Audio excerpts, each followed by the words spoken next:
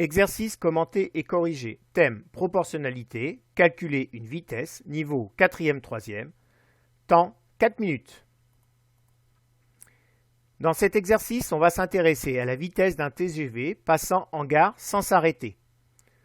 Première information, tout le train est passé devant moi en 13 secondes et 53 centièmes. Deuxième information, la longueur du train est de 442 mètres. À quelle vitesse, en km/h, le TGV est-il passé sans s'arrêter devant moi? Et je vous demande d'arrondir ce résultat à l'unité. Vous appuyez sur pause et vous avez 4 minutes. Pensez bien qu'il s'agit d'un exercice de proportionnalité, donc on peut faire un tableau. La correction, donc comme je le disais précédemment, moi je vais passer par un tableau de proportionnalité. Ici les deux grandeurs sont distance et temps, ce qui correspond aux deux grandeurs qui composent une vitesse. On vous dit que le train est passé devant moi en 13 secondes et 53 centièmes et qu'il mesure 442 mètres. Cela signifie qu'il a parcouru 442 mètres en 13 secondes et 53 centièmes, ce qui va me permettre de compléter cette première colonne.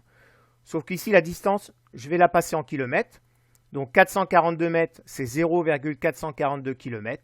En revanche, le temps, je vous conseille de le laisser plutôt en secondes, ce qui évitera des erreurs.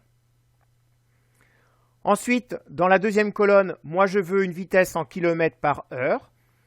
Donc je vais pouvoir compléter cette case-là.